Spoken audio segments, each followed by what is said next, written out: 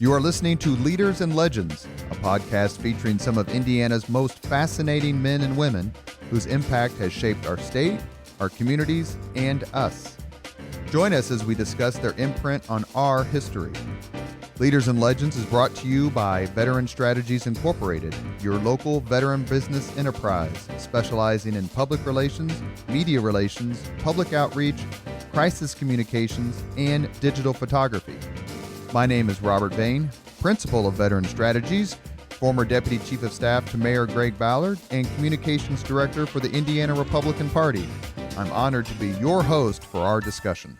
You are listening to Leaders and Legends, a podcast presented by Veteran Strategies, a local veteran public relations enterprise, and sponsored by Girl Scouts of Central Indiana, Garmon Construction, the Crown Plaza Hotel and Grand Hall and Conference Center at Historic Union Station, the law firm of Bose, McKinney, and Evans, and the Bose Public Affairs Group, the McGinley's Golden Ace Inn, and McAllister Machinery, your friendly neighborhood Caterpillar dealer. We are on today with Marc Allan, a repeat guest. He was one of our very first guests in early 2019 when we started the podcast. He's former music critic for the Indianapolis Star and impresario at Butler University, who retired and just recently spent several months in New Zealand, but he's back. The reason we're talking to Marc today, just besides the fact that we've missed him for the past 6 months, is he has a interesting archive of interviews he's done with famous musicians. We talked a lot actually, about his career when he came on the podcast last year. We want to continue this conversation and discuss the archive of interviews that are now available for people to listen to. Marc, thank you very much, sir. Thanks for having me again, Robert.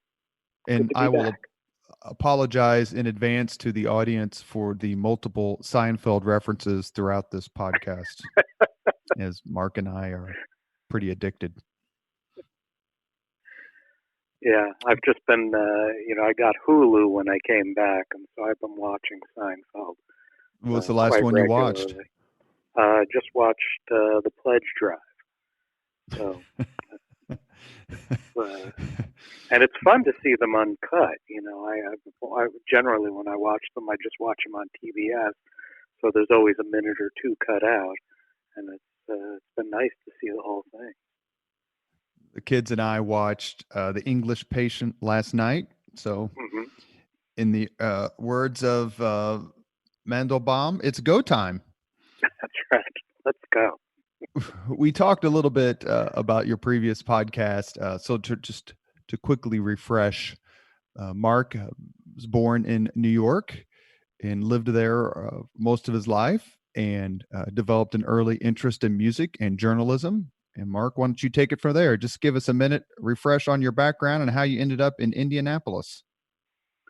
Well, I actually spent way more time in Indianapolis than I have in New York at this point. But, I went to college in Boston, moved around for newspaper jobs, came to the Star in 1988, thought I'd be here 2 years. It's now, 32 years.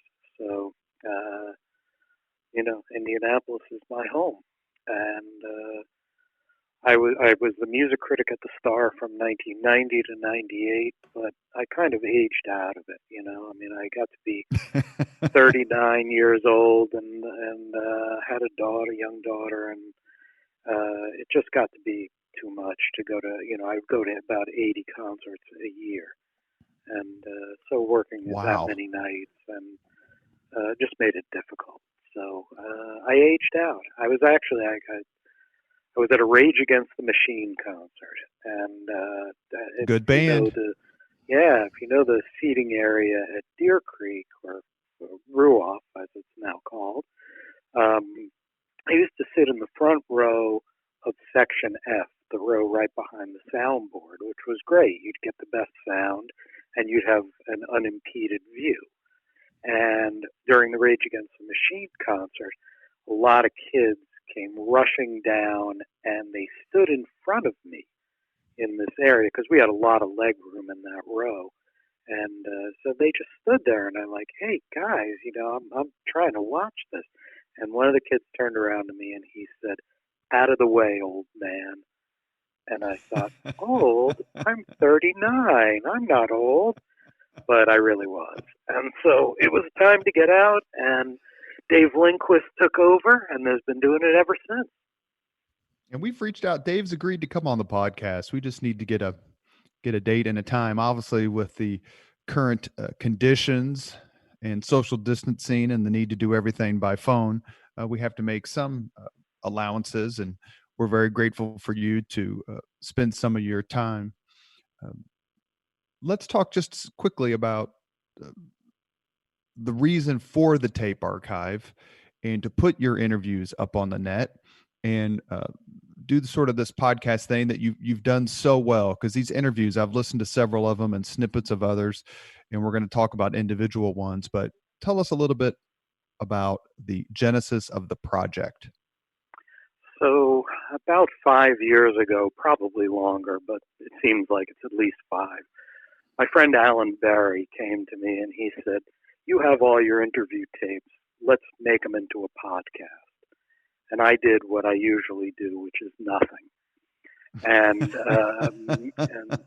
and then Allan came back to me with the idea again last year, and I said, "All right, if you want to do it, it's fine. I mean, I'll give you the tapes." And I gave him, I probably had 300 or 400 interview tapes. I gave those to him, and I gave him all the mail that I got through the years, because I saved every letter that anybody ever wrote to me. And I'd say that the folder's about 8 inches thick of, letters that readers sent to me. So I gave him that, and I gave him, memorabilia and all this, and he's done an amazing job just putting it together into a podcast. So basically, he goes through my interviews and cuts out a lot of my uhs and ahs and extraneous things, and there occasionally are things that I don't want people to hear. But generally, he does that. He does all the production work, and you can see the podcast. It's called the Tapes Archive, and so you can find it at thetapesarchive.com, Apple Podcasts, YouTube, and basically anywhere where you get your podcast. So it's my old interview tapes, but cleaned up by Allan and made to look a lot better than I would have done it. That's for sure. That sounds pretty familiar, doesn't it, Spangle, who cleans up all of my errors on the podcast? You said there were some things that you didn't want in there. What would be, now obviously you wouldn't want to give me specific examples, but just like categories of examples that stuff you've had excised? Discussion of, discussion of past drug use, and the use of the N word would be two things that have been excised from a couple of interviews. Actually, the drug use one I take back, because that interview is not going to air. I mean, it was a discussion with somebody nobody would want to hear from. But the N word, it's interesting. In the 90s, I mean, these interviews generally, although not all, took place from 1990 to 1998. The things you could say that would be acceptable or at least understandable in 1990 to 1998 can get you in an awful lot of trouble in 2020. And I didn't want people I interviewed, 20 or 25 years ago Sure. to be in trouble using words that they would definitely not use today. Were all these interviews part of your job duties at the Star? So in other words, they called you to promote a particular concert or event, because some of the names, and when people get on the tapesarchive.com, Tape archive. Yeah. they will see it's not only a Rick James, but it's also a Joan Rivers. And it's not just an Ian Anderson, it's also Bill Maher. So Right. was it easy for you to put these interviews together because they're promoting something, so they're reaching out to you? Yeah, I mean, generally what happens is publicists call and they say, so and so is coming through town. Would you like to talk to them? And we would write preview stories based on the interviews. So, yeah, I mean, it was fairly easy to do all these things. Yeah. Were there people who you wanted to talk to when they came through town who wouldn't talk to you? And rock Oh, stars are sure. notoriously snotty, for lack of a better term. Well, I mean, and some of them are just so big they don't have to talk to you. I mean, sure, I would have loved to have talked to Elton John, Eric Clapton, Paul Simon. I actually was supposed to talk to Paul Simon once, and he didn't call. And I sat by the phone all afternoon waiting for the call. And I had some other, people would keep you waiting. I mean, it's not a big deal to wait. And sometimes weird things would happen, like, do you remember the singer Jewel? Yeah, from Alaska, Yeah. right? Yeah, I think she was. Yeah. Anyway, she was supposed to call, didn't call, and ended up for some reason calling me at 1 a.m. and woke me up and said I've got a message from my manager saying to call you right away. I'm like, yeah, but that was about 8 hours ago. And Well, it was only anyway, 9 we did the p.m. in interview. Alaska. But that's right, probably so. Did you tell Martha it was Jake from State Farm? I wish that predates Jake from State Farm, but Martha was pretty upset. She's like, "Why is she calling you at 1 o'clock in the morning?" And I'm like, it's okay, we'll deal with it. And we had a nice interview. I mean, I don't know that that'll ever make the podcast, but it's it's one of those things that I remember. For those of you who do not know Marc personally, Martha is his wife of how many years? 35. 35. Wonderful, wonderful couple with great kids. So I remember, you mentioned about people being too big. I remember when Van Halen 3 came out and the album didn't do well and the concert tour wasn't doing well. And listening, it might have been on Bob and Tom or maybe Q95 in the afternoon with Mad Dog Matus, hearing an interview with Alex Van Halen. And I remember thinking, oh my God, they must not be able to sell tickets.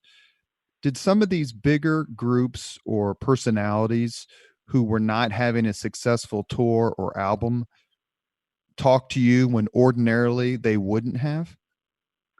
Oh yeah, I mean there were definitely situations like that. I mean there's a Billy Joel interview on the podcast. That was I think our second or third episode.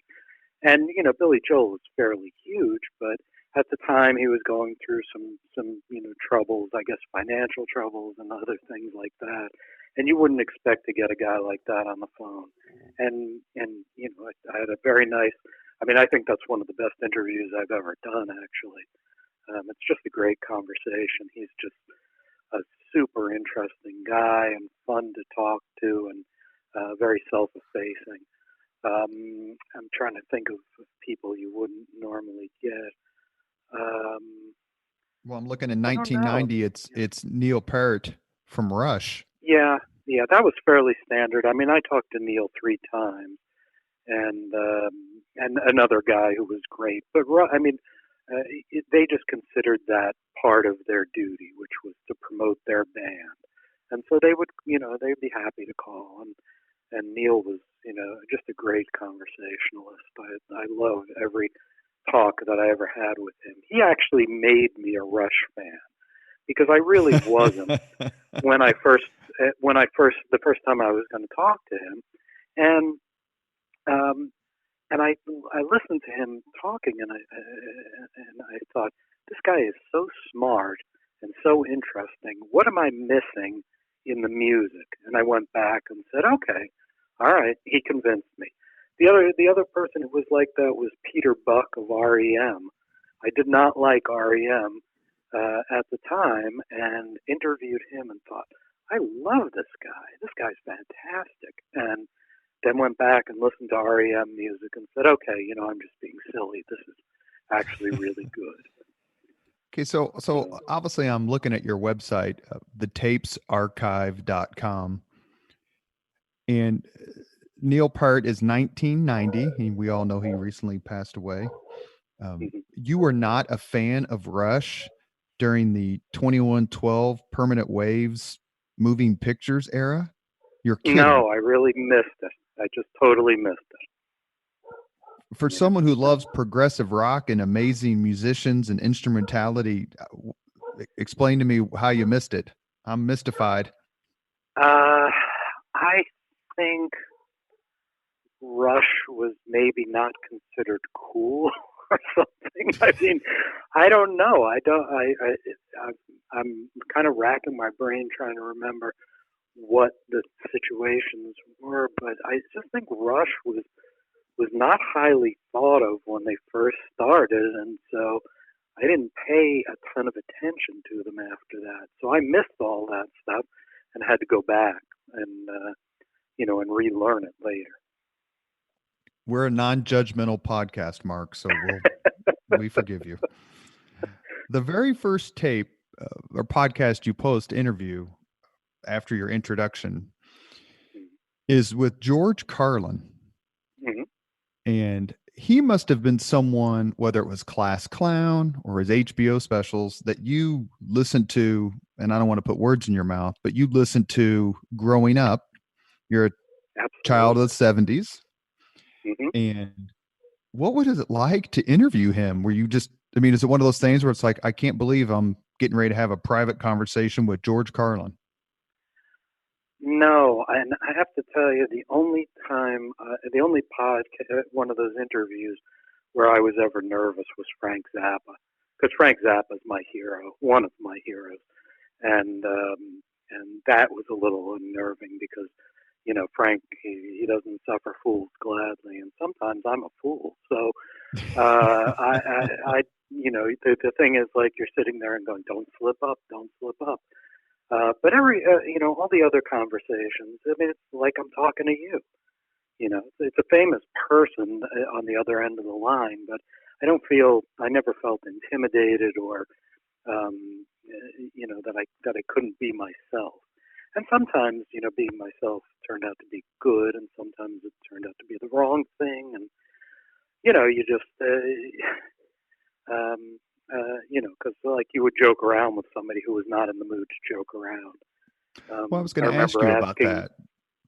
I remember asking John Bon Jovi about a joke that Dennis Leary made on Saturday Night Live, where he said, "Why couldn't it be John Bon Jovi in the helicopter instead of Stevie Ray Vaughan?"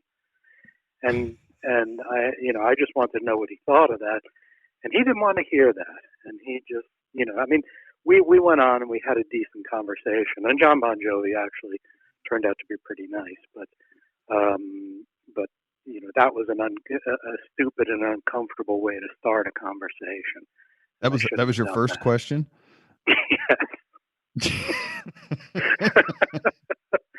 Which shows you I learned better, later that, save the nasty questions till the end.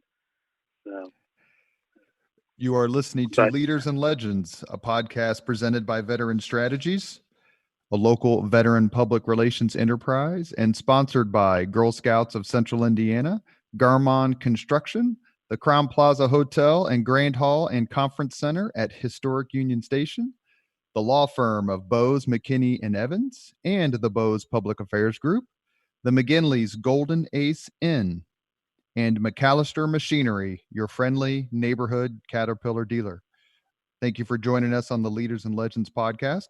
Our guest today is Marc Allan, former music critic for the Indianapolis Star, world traveler, and someone who is a good friend to many of us and has a terrific website, thetapesarchive.com. Thetapesarchive.com, which are posted his interviews with celebrities and famous folks who've come through Indianapolis for one reason or another. Most are musicians, but not solely musicians. We just asked him about George Carlin, who was for those of you who don't remember him, was a 70s and 80s, especially groundbreaking comedy icon who would, quite frankly, be having a field day in 2020. Yeah, and George Carlin. I mean, people should know him if they don't. He was considered one of the three greatest stand-up comics of all time. So, Who are the other two, in your opinion? well, it wasn't my opinion. I mean, this is what people voted, but I think the other ones were oh man, was it Chris Rock and Lenny Bruce? I'm trying to remember. You know what? That's slipping my mind. If Rodney Dangerfield isn't on that list, then the list is moot. He's right up there, but yeah. Well, you interviewed another comedian who's she's posted on the website, and that's Joan Rivers. Yeah. What was it like to talk to Joan Rivers? It's 1990. She was probably on her way to come back, if my memory serves, from the being put on ice by Johnny Carson for starting her own talk show. Mm-hmm. And she was really starting to take off right around that time period on the E! Channel, along with her daughter.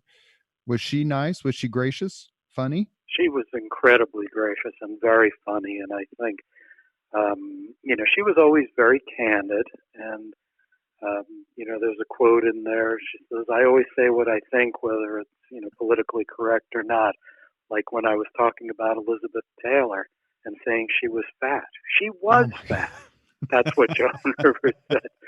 And it's just so funny. And sometimes it was fun to be on the other end with comedians who would sometimes they would do their act or a part of their act, or they would get into a riff where they really liked where it was going. And I'm a pretty good audience, but like I remember Tracy Morgan, we had a pretty contentious beginning of the conversation. And then contentious he how? Said, I have a friend who worked for Tracy Morgan, and he told me that something about Tracy Morgan, that Tracy Morgan wasn't a very good reader, and that in some way it hooked into his character on 30 Rock. And Tracy Morgan, he just denied it up and down. And he seemed a little, unless he was acting, he seemed a little angry about it. Anyway, we kind of got off on the wrong foot. And then we were going along and, things kind of leveled off. And then he went on this riff that I've seen him do a version of in other places, but I had never seen it before, where he started telling me that his father was Tony Dorsett and his mother was Uhuru from Star Trek. And and this thing just went off, and it was crazy, and I was dying. I was laughing as hard as I've ever laughed. So, that was really fun to be on the other end of.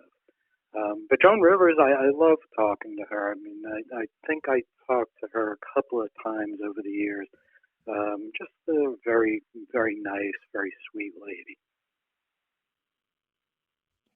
You mentioned earlier that most of these interviews are, I get the sense that these folks are calling you, that there's a reason they're calling you for promotion or some sort of event. Do you think that makes them behave? Like, in other words, they're nice to you, either genuinely nice or, some sort of curtain that they draw around themselves. There's their method to how they treat you. Does that make sense? Yeah, I understand what you're saying. Of course, they're going to be nice. With very few exceptions. People. I think people are generally nice anyway. But let's say they have an agenda, and the agenda is they want an article in the paper that says essentially what they want to say. And usually what they wanted to say was, "I'm coming to town. Here's where you can buy the tickets, and here's how much they are, and come see me." And back then you're talking about a newspaper, that had a circulation of close to 250,000 every day. And so, if let's say 10% of the people who read the paper read that story, it's 25,000 people. If you can sell a few extra tickets, you make a few extra bucks. That's all. So, I don't know that they were necessarily on their best behavior, and sometimes, I can be provocative and annoying at times too, and but they generally sat through that okay, and sometimes they come back at you. Did anyone ever hang up on you? Did you ever hang up on anybody? Did anybody ever hang up? I don't think so. People would sometimes say, they had to cut it off. But I think, like the George Carlin interview, if you listen to that, I think about 10 minutes in, he says, well, the interview is basically over. I can't remember how he phrased it. And I said, well, your publicist told me I was going to get 20 minutes. And it was only 10 at that point. And he said, okay. And he stayed on the phone. So, I don't think anybody hung up on me, and I don't think I hung up on anybody. My favorite stories about Axl Rose and Phil Collins and all that, and I did have Phil Collins call and yell at me over a review, but we also had a really nice conversation a few years later. So. And what was it about? These stories were in the initial podcast we did with Marc, which you can find on the Leaders and Legends podcast website. So Phil Collins, one of the biggest music stars in the world at the time, clearly, was upset at a review that you wrote. Yeah, of Genesis, when they played the Hoosier Dome in 1992. And what did you write that so upset him? And how much of a, and we'll say this in a complimentary way, how much of an ego boost did you get that, Phil called me because I made him mad?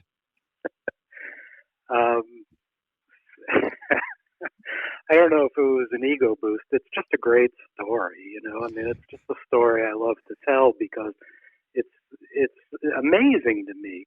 Like, here's how I think of myself. Some guy in Indianapolis. That's how I think of myself.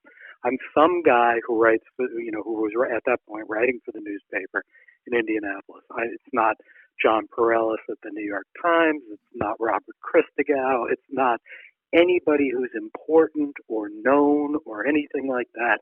It's just me, some guy, And the fact that somebody like Phil Collins, who I love, by the way.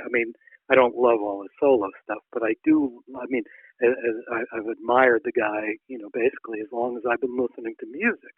And he's an amazing drummer, and he's a really great singer, and he's very smart about music in a lot of ways. Anyway, Genesis was a great band. Yes, Genesis was one of my favorite bands growing up. And I was there. I went to 2 shows. They played 2 shows in New York when he became the lead singer, and I was at both of them. I stayed for both. I love that band. Anyway, but he, the idea that he would call, I just always find that mind blowing. Even that was 1992, and 28 years later, I'm still amazed by it. But he called and he yelled, and because the review was very negative. It was.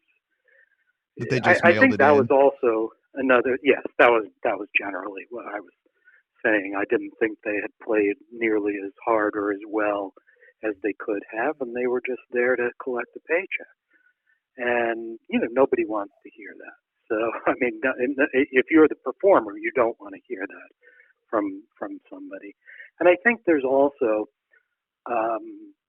there was an attitude of, it's Indianapolis, how hard do I have to play?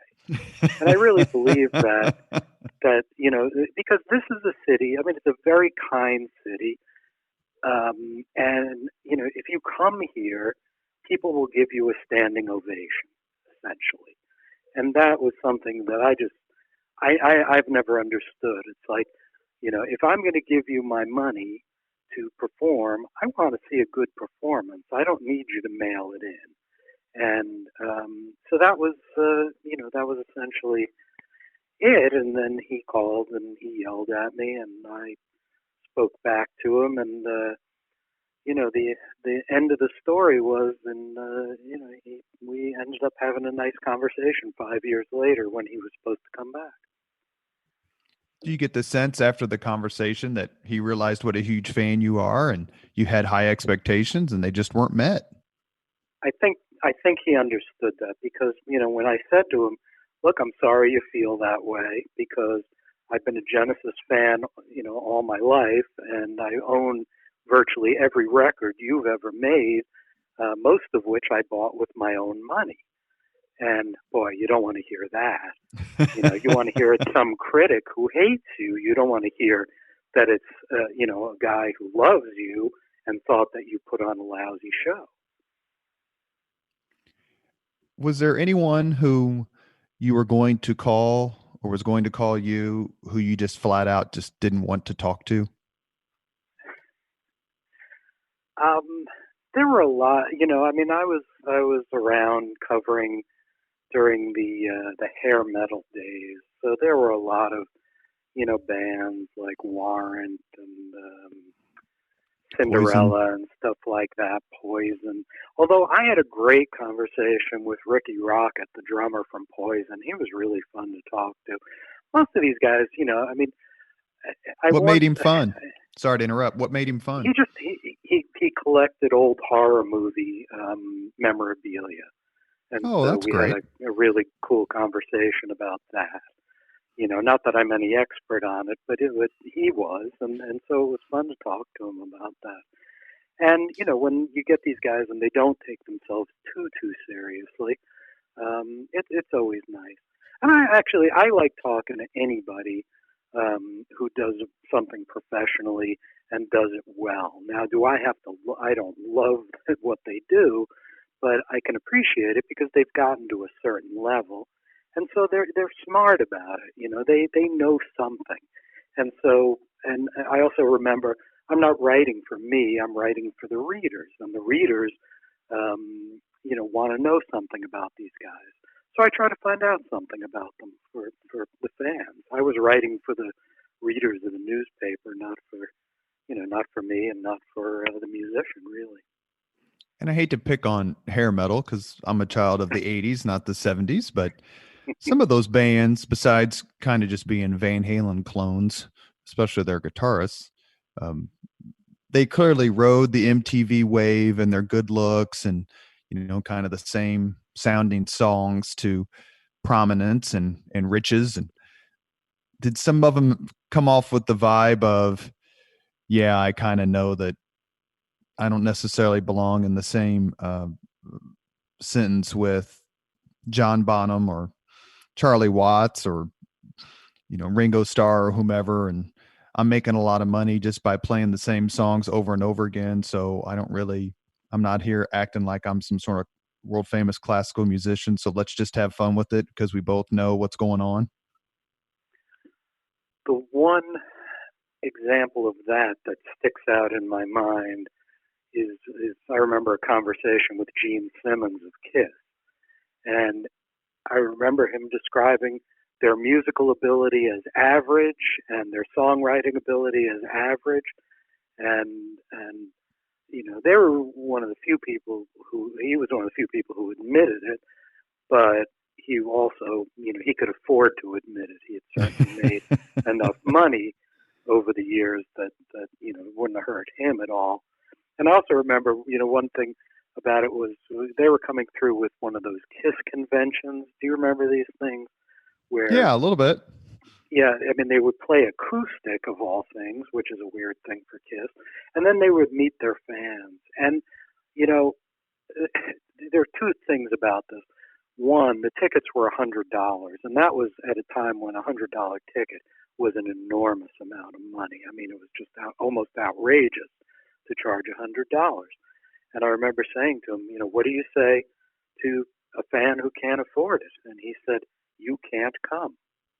He said, this is for the super fans and, whatever. And I don't remember the rest of his explanation. I was just always kind of blown away because Gene Simmons was pretty honest about things. And that always surprises you because you figure when somebody's confronted with the price tag, they're just going to give you some weaselly story. But he didn't do that. He was blunt about it. The other thing I remember about those events was how happy their fans were and how much they loved them. Oh yeah. And that's the thing that I sometimes lost sight of. I have to admit, and I would always try to remember that just because I don't love them, somebody out there loves these bands. Somebody out there loves Kiss, loves whatever group it is, and it's my job to to share an informed opinion, but it's not my job to trash their favorite band.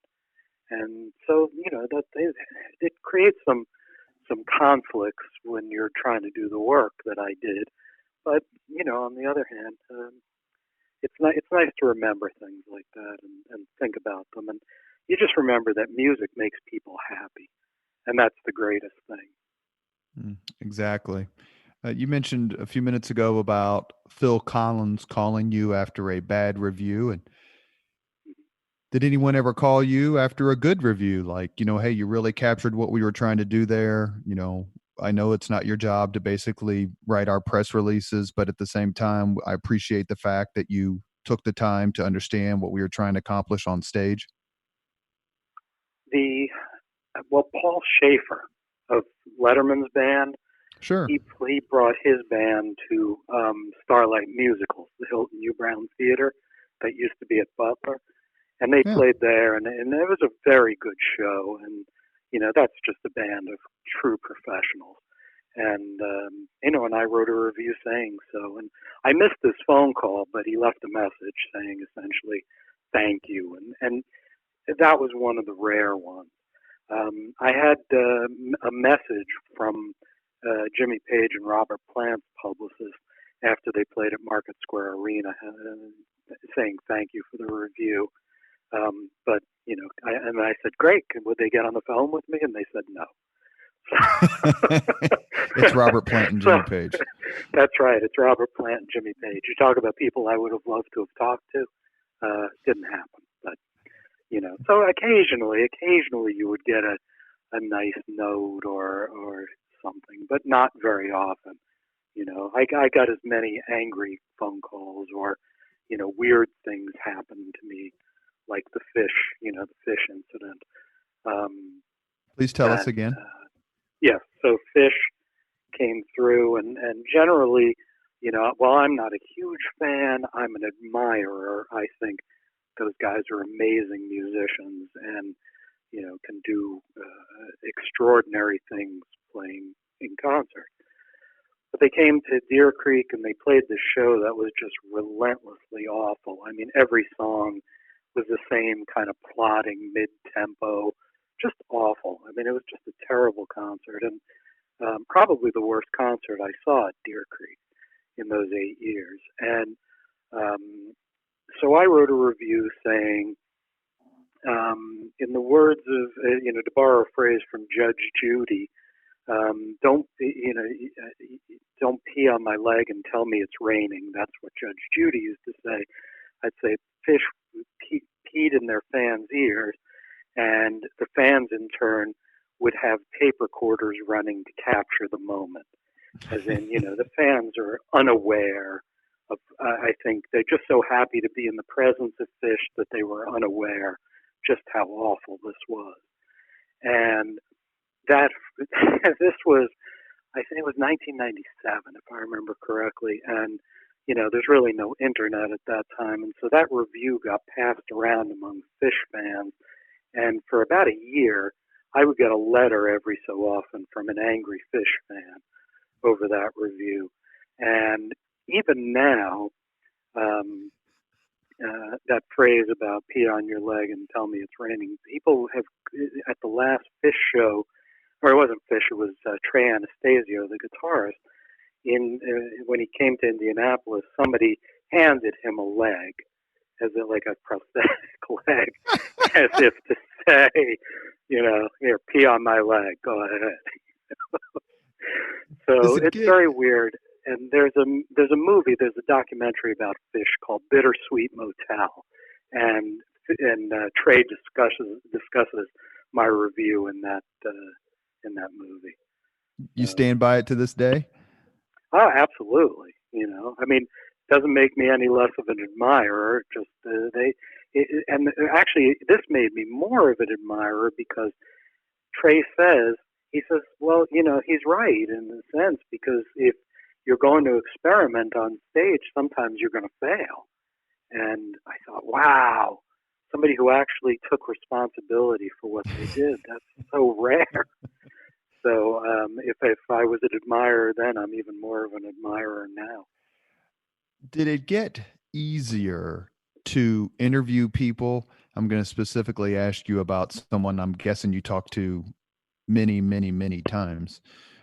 Did it get easier when there started to get some familiarity and you're like, hey, this is what the fourth or fifth time we've spoken? And the person I'm going to mention specifically in one of your interviews with him is on your site, thetapesarchive.com. We're talking to Marc Allan, thetapesarchive.com. And that is John Mellencamp. John and I had a really contentious relationship for a while, and What made it not a bad contentious? relationship. He didn't like me because if I thought he did something poorly, I would say so, and I don't think he was used to it. And one time, he sat me down and he said, I go on tour and I do 70 or 80 shows and I get 2 or 3 negative reviews, and one of them's always from you. And that wasn't true. But John if you criticized something in one of John's shows, you could give it a 4-star review and just say this was a moment that wasn't quite perfect. John would remember that moment. There was a show that they did in Chicago that I went to. It was I can't remember. It was a benefit, and I don't remember what the benefit was for. But at any rate, John, it was when Wild Night was a hit for John, and on the record, Michelle and Deggiocello played the bass part, but in Right. in the concert, it was Toby Myers, his regular bass player. And Toby hadn't played it much, and Toby did not have it down as much as, as good a bass player as Toby is. That's a hard bass line, I think, and Toby didn't have it quite perfect. And I mentioned that in what was otherwise a stellar review, and that's what John John grasped onto that, and he remembered that, and that was part of this very long dialogue that we had together. We sat in his studio for about 90 minutes and talked, and stuff. But it was, I really liked talking to John. First of all, you won't find a more honest guy. I mean, I don't know if that's always to his benefit, but he says what he thinks, and if you don't like it, tough. And I really appreciate that. He's right about the Rock and Roll Hall of Fame. That's for sure. Yeah. Yeah. He's been critical of that from the day it was launched. Yeah, and he and the comment that he made to me ended up keeping him out of the Rock and Roll Hall of Fame for several years till he finally got in. Didn't he tell John Wenner let him know? Yeah, did he tell him to go to hell or he can F himself or something like that? Yeah. It was pretty blunt. Yeah, and Jan Wenner read that, and Jan Wenner was not happy. So that kept John out of the Rock and Roll Hall of Fame. But at any rate, John and I think John wanted more glowing coverage from his hometown paper. Exactly. And people who got used to me know that glowing coverage is probably not something that I gave a ton of. And when you got it, you really earned it. And I always thought John's live shows were excellent. I mean, he said that about you always giving me negative reviews, and I definitely gave some of the records negative reviews, but I don't remember ever seeing one of his shows where I thought this was not a great show. Anyway, I've seen him the about a end half dozen story. times, and every time I saw him, he's terrific. I mean, he's a Hoosier icon, so he comes back to Indiana or Indianapolis, and people are obviously going crazy. I guess it's reasonable if I was in Mellencamp's camp to think that a Hoosier by location at least would say nice things about him all the time. But if you don't, and it's not just musicians, it's politicians, it's everybody. If you're not 100% positive, then they find the one thing. Yeah, I mean that absolutely happens, and I mean I think John, and I could be totally wrong about this, but I think John respected it. I think John grew to appreciate it, and because I remember saying to him one time, I said, he asked me my opinion of something, and I told him, and he was surprised by how blunt I was, which would come as no surprise to anybody who knows me. But John, and I just said to him, I said, Timothy White wouldn't tell you that. And Timothy White was this writer from Billboard who was very much in John's camp and would write wonderful things about John. And, and that was the thing. Like, I mean, I like John, and but my allegiance was always to the reader. I want to give them the best, most honest criticism that I can give. Looking at some of the names, and we're talking to Marc Allan, looking at his website, thetapesarchive.com, where he has posted some of his interviews with more to come with famous celebrities and musicians. One name that I keep staring at for obvious reasons, and not only because it's chronologically the first interview you did, is 1981 Alex Van Halen. Yeah. What was it like to talk to him? What was the circumstances of that? Because the Van Halens are pretty stingy with their interviews, and I'm guessing that was for the Fair Warning album. That was backstage at Boston Garden in July, I think, of 1981. And I was, 22 years old at the time, and a young rock journalist and just a freelancer. I mean, I wrote for a lot of little publications. There must have been a dozen music magazines or more in Boston at that time. And I don't remember, how it happened or who I was even writing for at that time.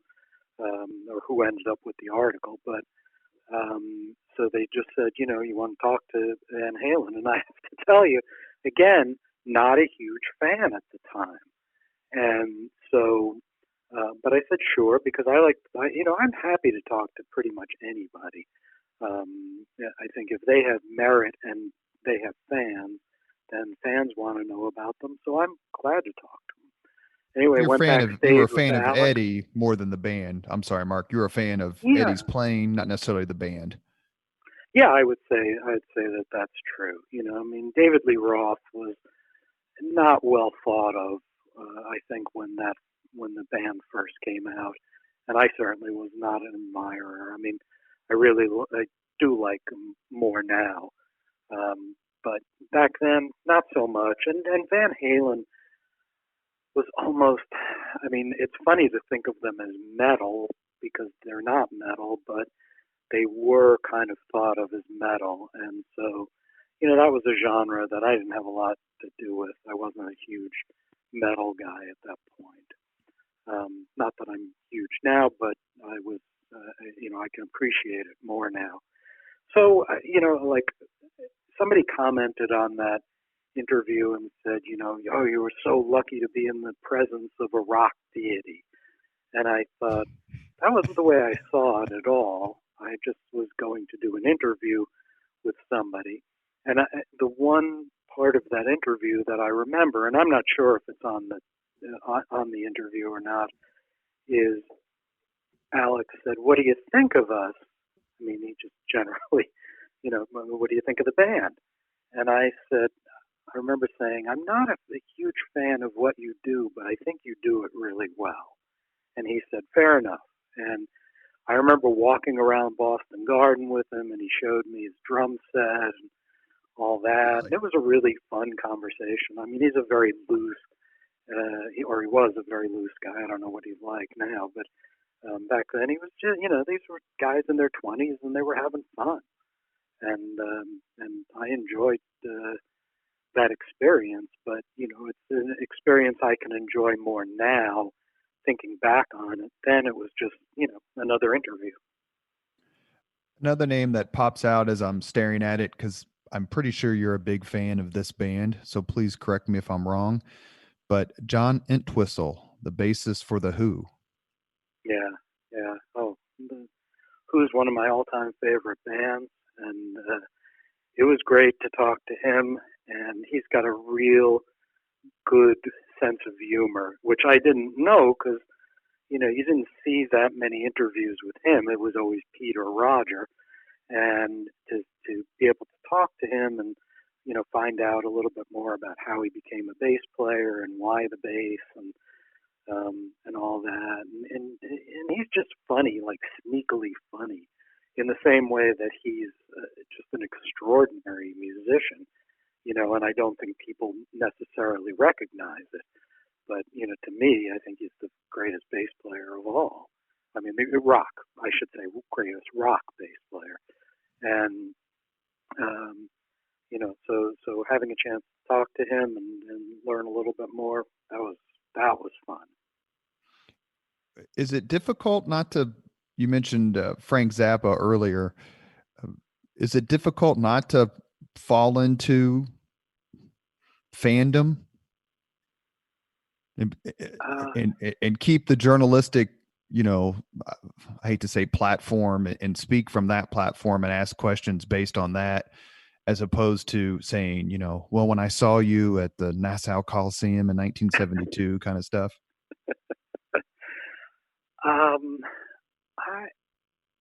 I probably, that's an interesting. I've never really thought about it. I think probably the best thing or the most evident thing is if I know something, if I know a lot about a band or a musician, I think it comes through. And so I think that they appreciate that. Now, did I ever? Oh, I probably lapsed into fandom very occasionally, but I don't think so. But it's just, if you listen to these, I mean, there are people I clearly know more about and am more passionate about than others. I mean, Ian Anderson from Jethro Tull. Jethro Tull was my favorite group growing up, and I knew everything about Jethro Tull. And so, my questions are probably better for him than they were certainly for Alex Van Halen or Tom Morello, who I like and enjoy, but I certainly didn't know nearly as much about them. But hopefully they're not, terribly gushy, Chris Farley show type. Well, one of the things that seems to be a common thread is when a younger generation of musicians encounters, either because they're touring together or because they just become friends, that the younger generation will bring up songs or concerts or shows or events to the older generation, and the older generation will just kind of scratch their head like, I don't remember that at all. Jerry Seinfeld talks about it when people ask him about the show, and they'll ask him about the most minute detail, and he'll be like, man, I don't have any idea what you're talking about. I don't remember that. When you were talking to these musicians, go ahead. I was going to tell you, I had a moment like that actually with Jason Alexander from Seinfeld, where I met him, and he had a show that was just coming out called Bob Patterson, and this was when I was a TV critic. And I said to him, there are 5 examples of things that have a Seinfeld related tag to them in the first episode of this show. And I said there's dialogue, there's actors, and all that, and he's just looking at me, going, "What are you talking about?" And so I just went through them for him, and he had no idea, and a lot of people, I mean, you can understand why some of them just have no recollection of it. Or I remember Dennis Hopper. I interviewed him once, and he said, I was just asking him, what's the best thing you've ever gotten to say in a movie? And he said, I don't know. He said, once they yell cut, and that's a wrap, I've forgotten the dialogue. So, the things Really? that matter to us, and isn't that surprising? And the things that matter to us as fans don't necessarily matter to the performers. And Jason Alexander, who we all know as George Costanza, is kind of the Yeah. historian of the show. If you watch the clips of him on YouTube, where he's talking about the show specifically, he can remember some pretty interesting details. And so you're Yes. jogging his memory, and he's not coming up with it. And did that happen with let's say a John Whistle or Frank Zappa or Ace Frehley or whomever, where you say, hey, do you remember that one show, or do you remember that one article? And they're like, man, you got me. I'm at I can't think of an example of that. I'm sure it happened, but I can't really think of a specific. And so let's reverse it. When they talk to you, did they bring up things or answer questions in a way that you said, man, I didn't know that? Oh, all the time. You just, I think wow is probably the word I use more than any, because I just, there's always something where they're explaining something to me, and I'm like, oh, I didn't know that, or wow, that is a phenomenal point that I had totally missed or had misconstrued or whatever. So, yeah, I mean, these interviews. That's another fun part of them, is they're always illuminating. I was always finding out something that I didn't know, and that that made me more interested in the act. Let me do one more promo, and then we'll spend the next 10 minutes, and then we'll wrap up. I should do my promo. Okay. So let me just say, you're listening to Leaders and Legends, a podcast presented by Kramerica, Krugel Industrial Smoothing. Who else? Pendant Publishing. Who else can I name, Mark? Let me think. I think the Human Fund. Made to Order. Right? Jiffy Park. The Lumbar Yard. You're listening to Leaders and Legends, a podcast presented by Veteran Strategies, a local veteran public relations enterprise, and sponsored by Girl Scouts of Central Indiana, Garmon Construction, the Crown Plaza Hotel and Grand Hall and Conference Center at historic Union Station, the law firm of Bose, McKinney, and Evans, and the Bose Public Affairs Group, the McGinley's Golden Ace Inn, and McAllister Machinery, your friendly neighborhood Caterpillar dealer. I'm your host, Robert Vane, and we're with Marc Allan, former Indianapolis Star, a music and entertainment critic, who has a new podcast called thetapesarchive.com, and it features interviews with musicians and celebrities whom Marc has encountered over his several years in journalism. Thank you very much, Marc. Marc is just back from New Zealand and is very gracious to sit down and talk to us again. And in the future, when we re-interview author and PhD Greg Renoff for his biography of famed music producer Ted Templeman, Marc's going to join us for the interview so that we can have an actual music and industry historian and expert ask the really good questions of Greg instead of me just asking Van Halen question after Van Halen question. Thank you, Marc, very much for coming on. I'm a couple more questions, and then we'll let you go so you can go back to your lovely wife, Martha, who I believe Marc and Martha's first date was a Pink Floyd concert in New York City. That's right. Yep, in 1980. February 28th, 1980. We went to see The Wall. I took her to see The Wall. And it was all downhill from there because, I mean, how do you get a better date than that? And I'd say this, I've gone to several concerts with Marc, and if you ever get that opportunity, you should definitely take him up on it. He and my brother and Kevin Finch, who some of you know, we went to a few concerts together, and it's fun to sit down and have dinner with him beforehand because he knows so much about the band you're going to see and their music. And I'm very grateful for your friendship, Marc. Thank you. Yeah, right back at you. If you could interview anyone and ask about their songs or their background, whom you haven't interviewed. Give us a couple of names, please. Well, Bob Dylan for starters. I mean, he doesn't really talk to anybody, but I would love to talk to him. I'd love to talk to Neil Young. I did talk to him once for a minute, but that was about it. Why only a minute? He was doing a press conference for Farm Aid, and so I got to ask him essentially one question, and it was a question that I wanted to know the answer to. It wasn't anything for publication, but if you remember, they used to have concerts at the tennis center down by IUPUI, right? So he played there, and he played there with his country band, the Shocking Pinks. And they did a song, this 17-minute song called Ordinary People. And I just was absolutely mesmerized by it. And it never appeared on an album at that point. And that's what I wanted to know. When will we get a recording of that song? And it did come out. It's a while now, but that song finally came out. So that's what I wanted to know. It was a completely selfish question, but, that was it. But yeah, Bob Dylan and Neil Young are probably two of them. And at Page and Plant, I would have loved to have had a moment to talk to them. I mean, I've seen Robert Plant on talk shows, and he's a really good guest.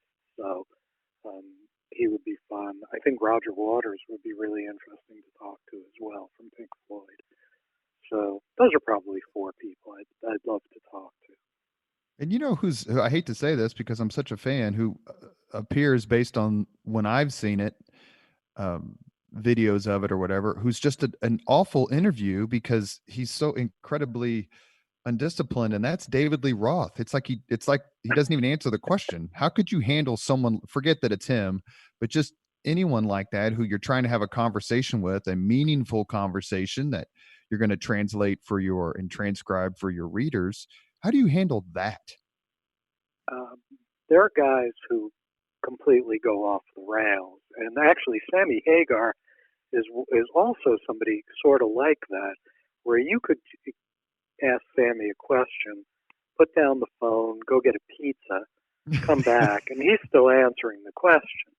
A delight, he was really fun, but you've got to be able to, you're going to navigate a very long and winding road to get to the point. I guess if I had an interview subject like that, and didn't have too many of them, but if I did, I just tried to steer them to the point, or would interrupt or something like that. My favorite story, and this is a guy I don't think you've heard of, it was a guy named Herman Brood. Ever hear of him? Unless he's related to the Hermits, no. No.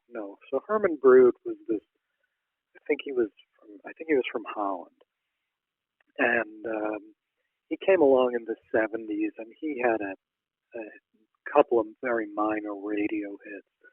But he came through Boston, and I was writing for this publication, this just small music magazine, and so I went to the hotel to interview him, and this is one of the most bizarre evenings I've ever spent, because when I got there, I got to his hotel, and he posted a picture of himself on the hotel door.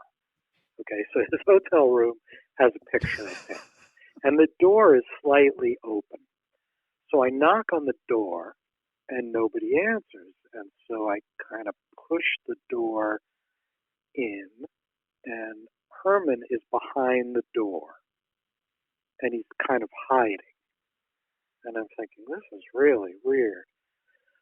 Anyway, we sit down, and I turn on the tape recorder, and I say, I want to ask you about, and I didn't even get the question out, and he started talking. And he talked for 90 minutes. And I kept trying to interrupt him. And 90 minutes straight? 90 minutes, yes. Yeah. I tried to get him to, on track or to just interrupt him to ask him something. And finally I said to him, "You don't need me here, do you?" And he said, "I could easily do this interview without you."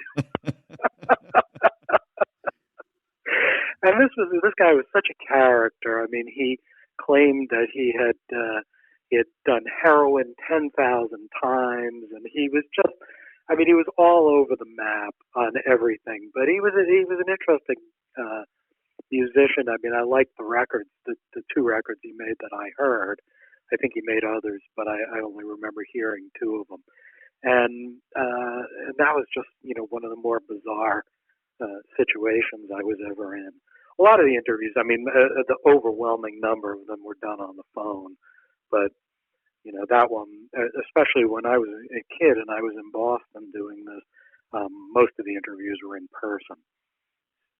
So that was were the Stones just too big for you to, or McCartney? I mean, I'm trying to think of some of these gigantic names. You mentioned Page and Plant, but some of these other, maybe even Garth Brooks in a different kind of musical genre where they're just like, we don't need to talk to you, so we're not talking to you.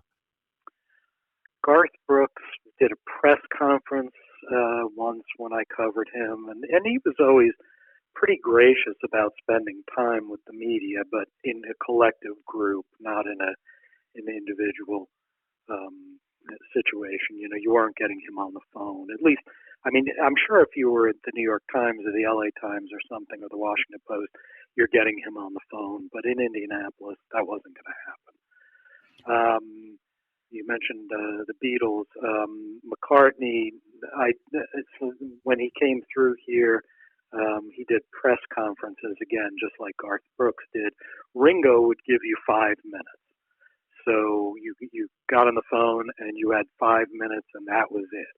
So I have an interview like that. And, I mentioned my partner in this venture, Allan, who does all the work on the podcast to get it up and running.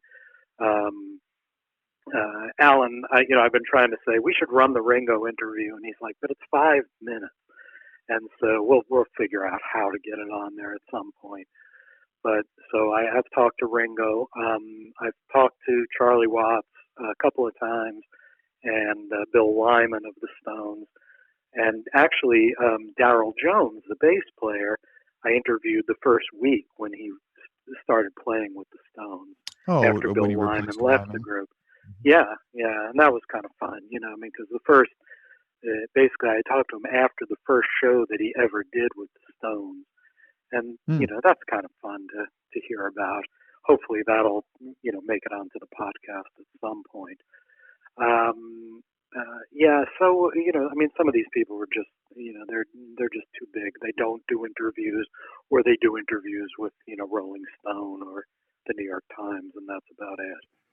Let me add 2 more questions and we'll wrap up the podcast. And I've been watching a lot of these lately, and I'm a huge fan. I mean, times have changed, as you alluded to earlier in the podcast, and how someone acted in the 90s isn't how they act today, or what they say in the 90s. I am a huge fan of Howard Stern as an interviewer. Mm-hmm. He gets his interview with Paul McCartney is absolutely terrific. I mean, he gets the A-list people on his show. He just flat out asked McCartney, who broke up the Beatles, and McCartney said John Lennon did. And so he kind of asked the questions that me as a listener or viewer want to hear answered. Who are some of your favorite rock or music interviewers? Well, Howard Stern is a great interviewer. I think he would be an even better interviewer if he would listen a little bit more. I think he interrupts quite a bit, and he could get even more out of people. But that said, the guy's just phenomenal. And I think Marc Maron does a great job. I love his podcast, WTF. I think he's terrific at getting information out of people. And people, the thing is, people go on both of those shows and they know what they're getting into. Mm-hmm. When they call a guy in Indianapolis they don't know what they're getting into. They're I think they're expecting, somebody who's going to ask baseline questions and simple things and stuff. And so I think if I ask the questions that that Howard Stern or Marc Maron asked, I wouldn't get the answers that they get, because I don't think people are going to be as revealing to a guy in Indianapolis as they are to national audiences when they know millions of people are listening. Now, because I can remember, I interviewed Yoko Ono and asked her about breaking up the Beatles, and I wish I could remember exactly what she said, but basically, it was a little bit of a denial. It was a little bit of, kind of all over the map sort of thing. And now Yoko's obviously not Paul, but you don't get necessarily you won't get the same response or the same kind of response, being me versus being, two really well-known interviewers. Eddie Trunk is another example. Yeah, I don't know that one. Eddie Trunk, who does a lot of rock, he's more of a heavy metal, but he gets terrific guests on there. And, a lot of his questions are about new music. Quit playing your old stuff. I want to hear something new. But he's able to get the people on. And the last question I have for you, because he wants new music, but a lot of fans don't want new music. They want the hits. And yeah, that's a fair point. The last question I wanted to ask you, because I was wondering if you mentioned press conferences where everyone's shouting questions and you get to hear everything that everybody's asking and hear all the answers. But for all these interviews with people like John Entwistle and Alex Van Halen and Izzy Stradlin and John Mellencamp and Joan Rivers and George Carlin, all the ones that are on your website, did you ever get any help from a fellow music critic or interviewer who says, hey, ask him about this, or, hey, Mark, did you know about this? I know you're getting ready to talk to Mellencamp. Ask him about this. Oh, probably. I'm sure that I had people making suggestions, or fans sometimes. When I was doing the job, there was not a lot of internet, and there wasn't really much email either. But email started coming in later late in the process, probably '97 or so, and so I would get emails from fans sometimes who wanted, a question asked or something like that. But what I was always trying to do was to gather information, to be able to tell a good story about the artist and what the artist was up to and what the fans might be interested in. And that was really my goal. If you go on YouTube and you read the comments on these interviews, the overwhelming majority of them are really nice, but some of them are saying, like, what a stupid interview. Why didn't he ask about X, Y, and Z? And it's like, you have to understand, who am I? I'm doing these as a newspaper writer, writing for a general audience, and I'm just trying to get a good story. And I can't spend, 20 minutes asking about the drum solo or how you got the sound on such and such a song. I have to get my story. And a lot of these interviews, not all of them, but a lot of them were timed. So, I had 15 minutes or 20 minutes, or, sometimes I was lucky and got a half hour with somebody. But, generally I was just trying to give people, get the best information I could in the time I had. You retired from doing this several years ago, but since the time you retired and stopped interviewing people like this, musicians and celebrities, is there anyone you would like to have interviewed? You mean just anybody in the world? Anyone since We can make it anyone in the world, or we could make it Oh, someone kind of in this genre. But you've stopped interviewing people. But if they say, Marc Allan, come out of retirement for this 30-minute interview and you get to choose anyone, whom would you choose? well, I have two answers to that. One of them is Michael Richards. I always wanted to talk to Michael Richards. And I've talked to him briefly, but because this is a guy who's to me is fascinating. Kramer. Here he is. He's on one of the biggest television shows of all time, and then he didn't really work for about. Well, then he went back to work. Sorry, he went back to work fairly quickly with a show that got canceled after about 5 episodes, and then he didn't work for about 6 years. And I'm just so interested. There's something He about became this Kramer. guy. Yeah, right. But he was. I mean, and until he had his moment of infamy on that comedy club stage, he really was not out there in the public at all. And I'm just when I met him, I said to him, why did you do this show? Why it was I think it was called the Michael Richards Show, right? Yeah, he was a detective, as I recall. Yes, and I said, why did you do this? You don't have to work ever again, right? And he said, yeah, financially I don't have to work, but you're an actor. That's what you do. That's what, that's why I'm doing this. I love to be an actor. It's not about the money. It's nice to have the money, but it's not about the money. And I just thought, oh man, that's a guy I'd love to spend time with, because there's something going on in that brain that I really like to know more about. Well, his whole life is a fantasy camp.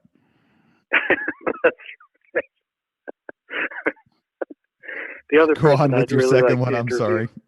Yeah, no. The other person I'd like to interview again is Izzy Stradlin, because a lot of, if you listen to that interview that's on the website, you'll hear me telling him that I would love to, when he's back off tour, I would love to come up to Lafayette and drive around with him and have him talk about the places that he used to hang out and the memories that he has of Lafayette. And I asked him about that, and he said, well, let's see if we can arrange it. And it never got arranged for whatever reason. I don't really remember what happened, but I'd love to know what happened, because really, I mean, he's been out of the public eye for probably 20 years or more.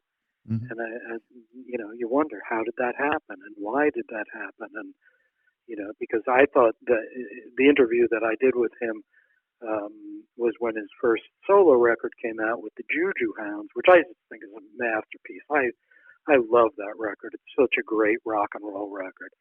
And I'd love to know what is, how do you sustain yourself, and what are you doing? And fans want to know that too, and so that's sort of why I'm interested in that.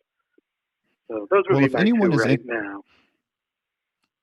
No, if anyone is interested, Marc Allan, our guest on the Leaders and Legends podcast for this episode, has a new website. It's called thetapesarchive.com, and it contains his interviews with celebrities and musicians such as John Mellencamp, Ace Frehley, Joan Rivers, Alex Van Halen, and many, many, many more. And I've listened to some of them. They're terrific. Marc's love of music and knowledge of the music industry and music culture really come through. Marc, thank you so very much for coming on the podcast today. My pleasure, Robert. Thanks for having me, and hopefully I will see you in person at some point in life. Thank you very much for listening to Leaders and Legends, brought to you by Veteran Strategies Incorporated. If you want to contact us about this program or our menu of public relations services, please send us an email at robert@veteranstrategies.com. That's robert@veteranstrategies.com.